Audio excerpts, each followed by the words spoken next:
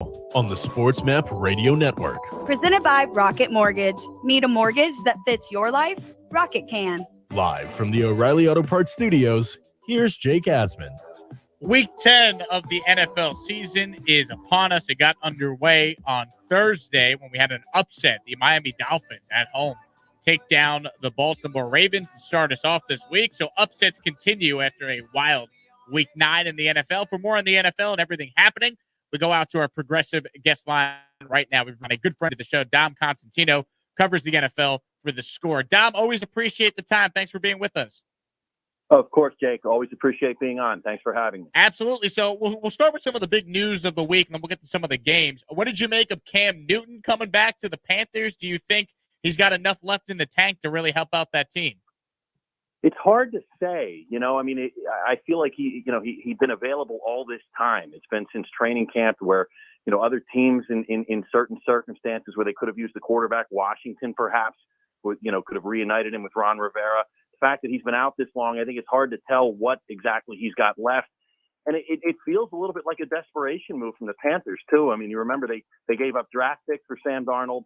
They exercised Darnold's fifth-year option, so they're still on the hook to pay him close to $19 million, fully guaranteed next year. I just feel like the Panthers are kind of flailing to find something, throw anything against the wall that sticks. That said, who knows what Cam has in the tank here? Dom, you look at the Darnold trade. I understood why they did it at the time. I thought Sam could probably be competent away from Adam Gase. But explain to me why they thought it was a good idea to already pick up that fifth-year option and basically guarantee Sam Darnold $20 million almost next year. Yeah, well, at the time they made the trade, if you recall, I believe it was in April. So, and the fifth-year option had to be exercised by May 2nd or May 3rd. So, by making the deal, they, I wonder if that was part of the package, perhaps to appease Sam or not, maybe not. But they kind of had to make that call right when the trade was made. And I think the day the trade was made, I think it was Jonathan Jones of CBS Sports who reported they were going to go ahead and exercise the option. So I think they felt fully confident that they could fix whatever was wrong with Darnold, that perhaps it was all Adam Gase's fault. And for the first 3 weeks, he looked okay, but it really hasn't been the case since. You think the Jets are, smiling at the return they got? I mean, in hindsight, a second and a fourth round pick. I mean, that pick by the Panthers could end up being, dare I say, in the top 40 if they keep losing games. Yeah, exactly. I mean, the Jets have to feel pretty good about where, what they got in return for Darnold. The fact that they've now got Zach Wilson and perhaps Mike White in the fold. But, the Jets have to start picking better players, too. I think that's been the issue for them for a long time. No doubt about it. Dom Cosentino joining us here, covers the NFL for The Score. Staying with the Jets, I mean, what do you make of this Mike White situation? You covered the team back in the day. I mean, of course, the New York media loves a potential quarterback controversy, if we're calling it that. What do you think of Mike White getting another start for the Jets tomorrow? Yeah, I mean, I think it's interesting, because what he showed in the Bengals game, certainly that first drive against Indy before he got hurt. I'm not ready. I'm not really prepared for this conversation that, he keeps the job in place of Zach Wilson necessarily, because I think he's got to show a little bit more. And I think tomorrow's a terrific opportunity for him because it's a Buffalo team that, it has had its ups and downs this year, but defense has been one of their strengths. So, if he can show out tomorrow, the conversation's really going to heat up, I think, around what he can do. If he goes out there and plays great, do you think the Jets have to stick with Mike White, or because they invested the second overall pick in Zach Wilson, that they got to see Zach Wilson play and develop?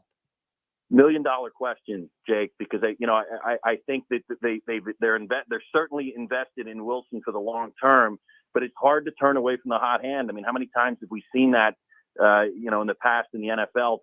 Tom Brady's certainly the ultimate guy, when we talk about things, circumstances like this where somebody gets Wally pipped, so to speak. But I think they maybe can ride the Mike White train for as long as it lasts. But I think for the long term, they're certainly invested in Zach Wilson. Yeah, Dom, there's some crazy Jet fans that think the Jets found their next Tom Brady in Mike White. Yeah, Jet fans are amazing because they on one hand they get very excited after the sort of game Mike White had. They also know that there could be a piano ready to fall on their heads at any moment too, at the same time. You know that very well, I know. Yes, so. Yes, I do. Dom Cosentino joining us here. Dom, of course, another big signing in the NFL this week.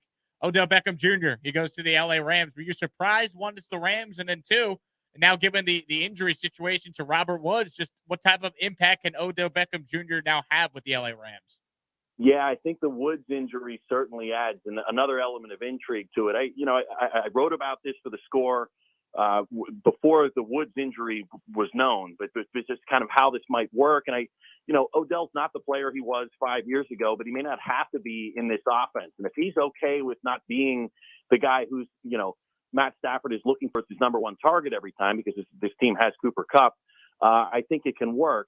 And now, though, with Robert Woods tearing his ACL and perhaps being out, there could be an opportunity for Odell to get the ball perhaps more than might have seemed possible or anyone could have really envisioned 24 hours ago. So I'm really interested to see how this works. The Rams have kind of stocked up on – that's their thing. They stock up on veteran players that they're willing to pay. They didn't have to pay a whole lot for Odell.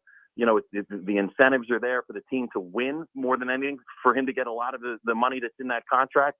But I'm really curious to see how this goes. Do you think Odell will be on his best behavior, or is it just one of those things where he kind of is who he is? You just never know. You just never know.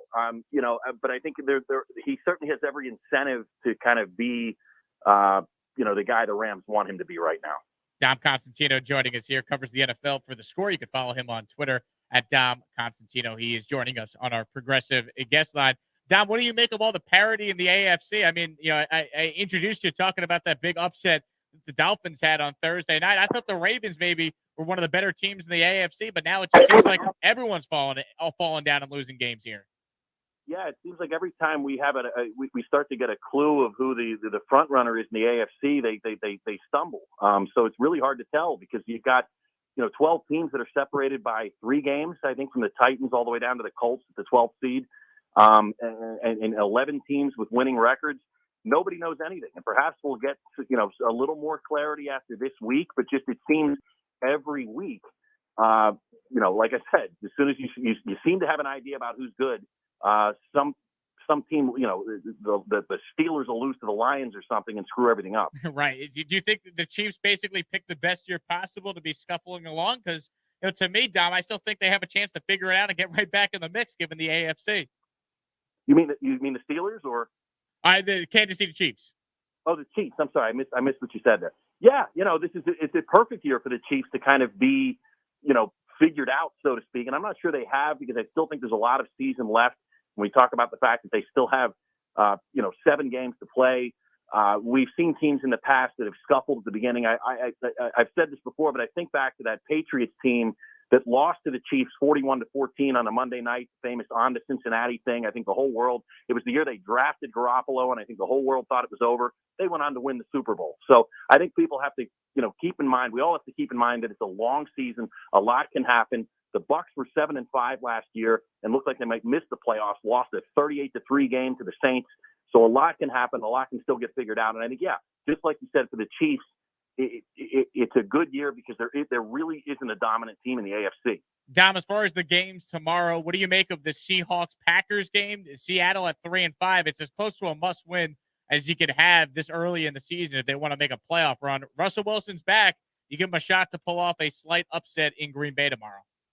I think they can do it, because they've got Wilson back. And he had been playing pretty well before the injury. Their defense continues to be a problem, and that obviously could be an issue with Aaron Rodgers back. But you're right. This is 100% a game that they're going to need to keep pace because they're already trailing the Rams and Cardinals in the division. It's a top-heavy conference. So they're going to need every win they can get, and that's one they have to have. What do you make of the Cardinals at 8-1? I think a lot of people recognize they're a really good team, but when you hear people weigh in on who the best team is in the NFC, they're not always the first answer, a lot of people say. Yeah, and I think that, some of that might be like a confirmation bias kind of thing because, they've not been a great franchise for so long that it just sounds strange to talk about them in that conversation. But, I mean, this is a team that's beaten the Titans. They beat the Rams on the road. They went to Cleveland and blew them out. And they've got 2 wins in the division over the 49ers, and their defense has been great, consistently good, all year. I'm looking at their schedule now. They've only given up 30 points once all year. I mean, I don't know what more they have to do to kind of prove it, but I think just a lot of it has to do with what our natural impression of the Arizona Cardinals, St. Louis Cardinals, Chicago Cardinals, whatever you want to say, how they've been historically. But they're very good. There's no doubt about it. Dom, finally, the news came down yesterday that John Gruden suing Roger Goodell and the NFL as well. What's your reaction to that news? And I mean, how could John Gruden prove who necessarily leaked, the emails from that Washington football team investigation? Well, and that's what it's all going to come down to. I mean, I as cynical as I am about the NFL, and how they operate as a corporation, I'm not sure that they wanted to leak this deliberately, because the Washington scandal had been buried. They released the results of it without putting out the findings back. It was like on a Friday, 4th of July weekend when no one was paying attention. It was a dead story, a dead letter issue. And so, Gruden's burden here is to really prove who leaked it. And if he thinks the league leaked it on purpose, I think he's got no shot here. But if he somehow has some kind of proof of who inside leaked that information and opened this powder keg, he might have a chance. But I think it's a long shot unless he can prove that. Dom, as a journalist, can you explain to our audience how if you have a source, you're never going to give that source up? Like there are journalists that would go to jail before they'd reveal who their source was. Yeah, exactly. I mean, I don't see, I happen to know Andrew Beaton of the Wall Street Journal who first reported this. And I have to think he's not giving that information up and certainly wouldn't return any phone calls from Gruden's lawyers if they even tried. Dom, really appreciate the time. Thanks so much for joining us. Enjoy the games tomorrow. We'll talk again soon.